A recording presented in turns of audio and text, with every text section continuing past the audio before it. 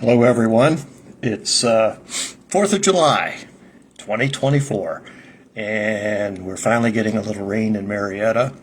I'm not even sure how long this podcast will last because there are storms in the area and it might mess up my Starlink signal. I wanted to come on a little bit and talk to you about wine labels. Wine labels on a bottle of wine tells you pretty much everything that you want to know or need to know about that bottle of wine. However, let me give you some inside information on this that a lot of wine bloggers or wine magazines don't tell you. First of all, wine, and you've heard this term, I'm sure, wine is classified into either New World or Old World wines. So let's explain what a New World wine is versus an Old World wine. Old World wine, that's a tongue twister. Old World wines are wines that are manufactured in Europe. We're talking primarily Germany, France, Spain, Italy, Portugal, the Balkan area, Eastern Europe. Any of that area is called the Old World as far as wines go. Why? Because that was the cradle of wine civilization about 6,000 years ago. New World wines, of course, is what you would expect. Those are wines that are made in Canada and the United States, in the South American areas like Chile and Argentina, New Zealand, Australia, and the one that's kind of out of whack is South Africa is also classified as a New World wine. And people are going to say, well, they've been making wines in South Africa forever, therefore it should be an Old World wine. Well, they're partially right. So it's kind of an anomaly that it is called a New World wine, but it isn't one of the wine. It's not in that area up in Europe, which is the cradle of wine civilization. All right, let's talk about labels. We've briefly discussed this in the past, that European wines, as a very, very general rule, do not put the grape varietal on the label, whereas New World wines do put the grape varietal on the label. So let's talk about Old World wines first and their labels. Why do they not put the grape varietal on the label? Why is a bottle labeled Bordeaux? Or a bottle is labeled Burgundy, or a bottle is labeled Barolo, or Pfalz, different areas in Italy, Germany, Chianti. You know, why is a wine called Chianti? Is there a Chianti grape? No, there's no Chianti grape out there. All right, here's the reasoning behind that. In 1930, France passed a law that says after hundreds of years of experimentation, they determined that the various wine regions in France, and I'll briefly describe the wine regions in France very quickly. You have the Bordeaux region, which is in the western side of France. You have the Burgundy region, which is in the eastern side of France. You have Alsace and the Champagne region in the northeast side of France. You have the Rhone Valley, which is down on the southeastern coast of France. You have the Loire Valley, which is in the central part. And so what happens in 1930, after many hundreds of years of experimenting, the French had determined that certain grapes grow best in certain areas. Therefore, in 1930, they passed a law that says that certain areas of France can only grow that specific grape that the government mandates. Let me give you an example. Burgundy. We know what Burgundy is in the United States. We think, well, that's a Pinot Noir. Well, it is in France. But Burgundy is only allowed to grow the Burgundy region in France, and it's called a DOC. They're only allowed to grow two grapes. A red grape, which is Pinot Noir, or a white grape, which is Chardonnay. Both of those grapes make up Burgundy. So when you see a bottle of Burgundy on the shelf and it's red, you know it's Pinot Noir, 100%. If you see a bottle of Burgundy that's white, aha, it's a bottle of Chardonnay. It's as simple as that. Then you get into the area like the Loire Valley, which is my favorite area, one of my favorite areas of France. They only are allowed to plant 2 grapes. Their red grape is Cabernet Franc, and their white grape is what they call what do they call it? It's we think of it as a Sauvignon Blanc grape, but they call it Chenin Blanc, I think is what they call it, something of that nature. So when you see a Loire Valley wine or a bottle of wine that's labeled Loire Valley, it generally will not tell you the grape varietal. And the big one is Bordeaux. So if you see a bottle of Bordeaux, Bordeaux is only allowed to grow 5 grapes. Now, they have found that the 2 primary grapes in Bordeaux, of course, is Cabernet Sauvignon and Merlot. And they know that those are the 2 grapes that grow the best. So when you buy a bottle of Bordeaux, it's not going to tell you in most instances what the varietals are in the bottle. Now, Bordeaux is a little bit unusual. The French has allowed them to grow some Petit Verdot, some Malbec, some Carmenere, and I believe maybe a little bit of Cabernet Franc, if I'm not mistaken. So, again, the point that I'm trying to make, and then if you switch over to Italy, if you go into the, and I don't know my Italian regions, so I am apologizing up front, but if you buy a bottle of Chianti, you know that that bottle of wine is 100% Sangiovese grape. It's just the way it is. I mean, the Chianti region grows Sangiovese grapes. The same goes for Barolo and Bresca. I don't remember off the top of my head which grapes that they grow in those particular areas, but you know that if you buy a bottle that says Barolo, or if you buy a bottle that says Bresco from Italy, you already know, just like if you buy a bottle of wine from France, from Bordeaux or Loire Valley or Burgundy, you already know what type of grape it is. For example, I'll go in a wine store and I'll see a bottle of wine that says the Rhone region, R-H-O-N-E, from the Rhone River region, which is in southeastern France. I know right away that that grape in that bottle of wine is a Syrah. There's no question about it, because that is the grape. Syrah is what they are authorized by law to grow in the Rhone region in France. Same with Languedoc or Roussillon. I'm probably pronouncing those incorrectly, but they are specified grapes that they can only grow in that area. So then you get to the United States. We're New World wines. We are not encumbered by those rules that the French had started off in 1930, and the rest of Europe has fallen in line. Our labels on our bottles of wine in the United States is darn near a book. It pretty much tells you everything. First of all, it's traditional that Americans, as well as South Americans, New Zealanders, and Australians, they label their wines by varietal. You go and buy a bottle of Cabernet Sauvignon, you buy a bottle of Merlot, you buy a bottle of Pinot Noir, a bottle of Zinfandel. You know what type of wine you are getting in that bottle of wine, because they're telling you what the grape is. But what they also tell you on the label, they will tell you other bits of information. They will tell you where the wine is from in the region, if it's a country, or the region if it's the United States. For example, if you pick up a bottle that says Cabernet Sauvignon, California, 100% of the grapes in that bottle are Cabernet Sauvignon. 100% of those grapes are from California. Now, if you buy a bottle of wine, if you can afford it, that says Cabernet Sauvignon, Napa Valley, then you know that 100% of the wine, the grapes in that wine, are from Napa Valley, which Napa Valley, of course, has this high reputation.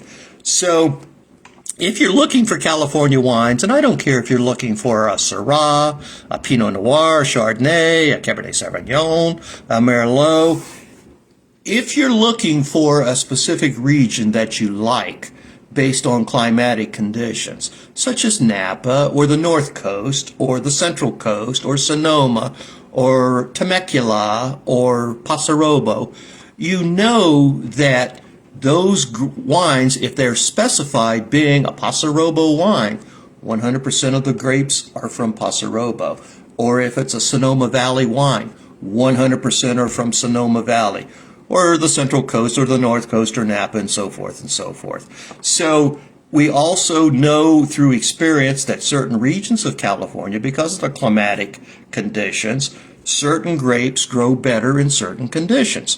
For example, down in the Paso Robles, or even as far south as Temecula, the hardy, deeper red grapes like Syrah, they grow better down there. So you know that if you're getting a bottle of wine that says Paso Robles and it's a Syrah, you can be guaranteed you're going to get a decent bottle of wine. Now, if you buy a bottle of wine that says Paso Robles and it says Syrah, or it says Pinot Noir, you're getting a little iffy. There's no law that says they can't plant Pinot Noir there. There's probably not going to be very much acreage in Pinot Noir, but the point I'm trying to say is that American wine labels, for example, they will tell you the region. If it doesn't have a region, if it just says California, the grapes could be anywhere from the state of California. So if you want a little bit better quality, look for a specific region. And of course, you should try at some point understand which regions provide the best type of wines. Which areas provide the best whites? The Sauvignon Blancs, the Chardonnays. For example, you might want to go to the North Coast where they're getting the cool breezes off of the Atlantic. It is thundering like crazy here, so I'll keep plugging along until I lose the signal. South America's the same way. Chile, it'll say if it's a Carmenere, it's a Merlot, it's a Cabernet Sauvignon, that they will also tell you the region. They'll say Central Valley or Maipo Valley or something of that nature. They'll tell you the region. If you look at a bottle of wine from Australia or New Zealand, it always tells you the varietal right on the grape. It'll say Sauvignon Blanc. It'll say Chardonnay. It'll say Pinot Noir. Whatever the grape varietal is, it'll tell you. But that label also tells you what area. It's Southeast Australia. It's Southwest Australia. It's the North Island of New Zealand. It's the South Island of New Zealand. So labels tell you all types of information. Labels also tell you the quantity. A standard bottle is 750 milliliters, which, by the way, in Europe they have a thing called a split. It's a half bottle. It's 375 milliliters. I have an empty bottle in there that I just bought a split of wine. Well, Marion bought a split of wine to try it, and I asked her to save the bottle because I want to show it to you one of these days when I get a chance. So, but in any event, the labels usually say 750 milliliters, which, by the way, is a standard bottle of wine, which gives approximately 4 glasses. I made a post on here yesterday that talked about wine bottle sizes, Jeroboams, Magnums, Methuselahs. I wish I had empty bottles of all of those and I could show them to you. But those are different wine sizes. For example, a Methuselah is equivalent to either 8 or 10 bottles, standard bottles of wine, and it's in one wine. By the way, when wine's in different sized bottles, it ages differently because it in a bigger bottle, it will age slower. So that's something to keep in mind. Wine labels also are required, and this is both Old World and New World, to put the alcohol percentage in there, alcohol by volume. So you'll always see that on a wine label. So I guess what I want you to take away from this is know that European wines are usually labeled by the region, and you should try to remember, if you like a specific type of wine, like a Pinot or a Cab or a Merlot, then you should try to remember which regions in Europe, whether it be Spain or Italy or Portugal or whatever, are commonly identified with that grape varietal. That way, when you bought a bottle of wine that says Burgundy, you know you're getting a bottle of Pinot Noir if it's a red, and a bottle of Chardonnay if it's a white. So those are things that you want to know.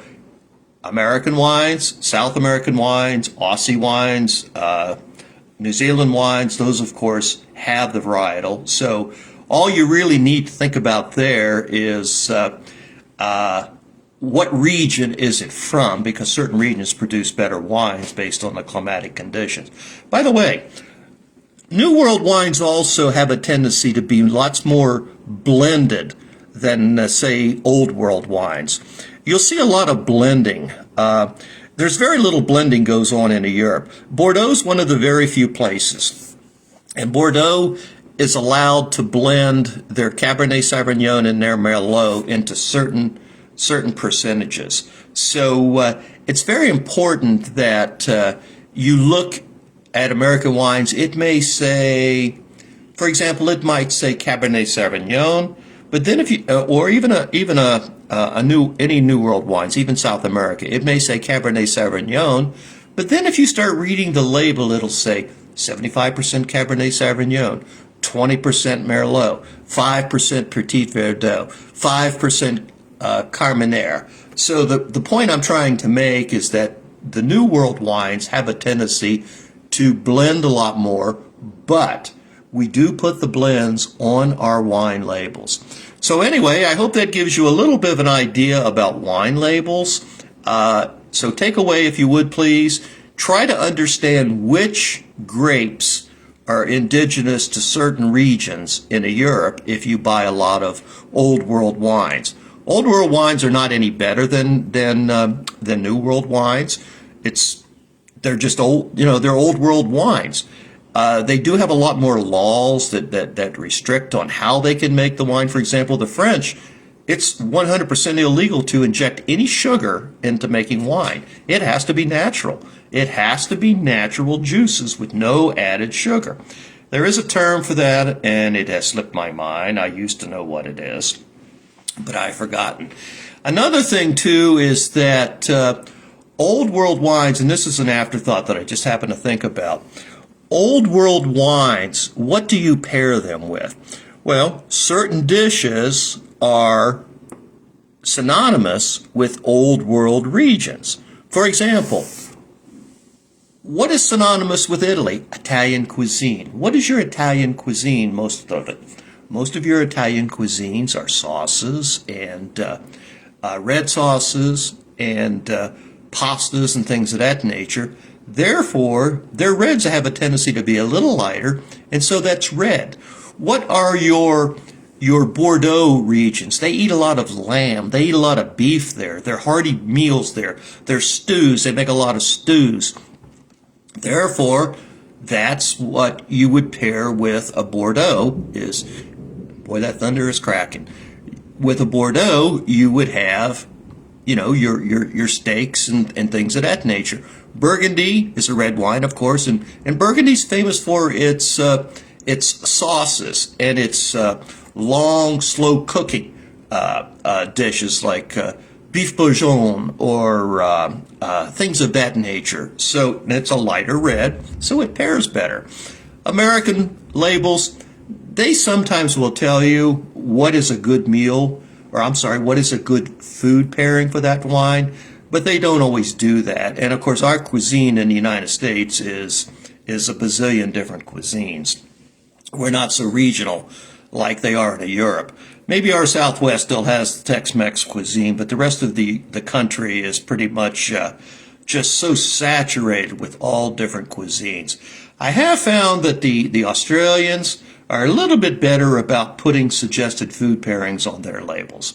Well, listen, I am intending on doing a wine tasting. I have a bottle of white wine that's in the refrigerator, so I intend on doing that tonight if the weather allows me to get on here. If the weather doesn't, then I'll open the bottle of wine and I'll just go ahead and start drinking it, and I'll do another wine tasting tomorrow night. Well, listen, I don't know who all was on here. I do see that Cindy Bartolo, Cindy Kelly, and Mike Elliott was on here. And if you folks are still on here, thank you all very much.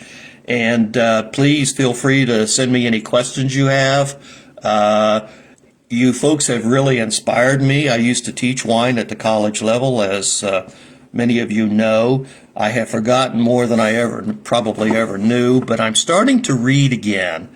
I'm starting to pull out my encyclopedias of wine and my wine books and trying to learn a little bit of this stuff. So when I see something, I say, wouldn't that make a great podcast? So I make a few notes, or more often than not, believe it or not, I can remember through my rote memory without having to make notes. So I'm trying to pass that information on to you in addition to just doing wine tastings. So listen, take care, and I will see you the next time I'm on here. And thanks very much for checking in, and I'll see y'all. Bye.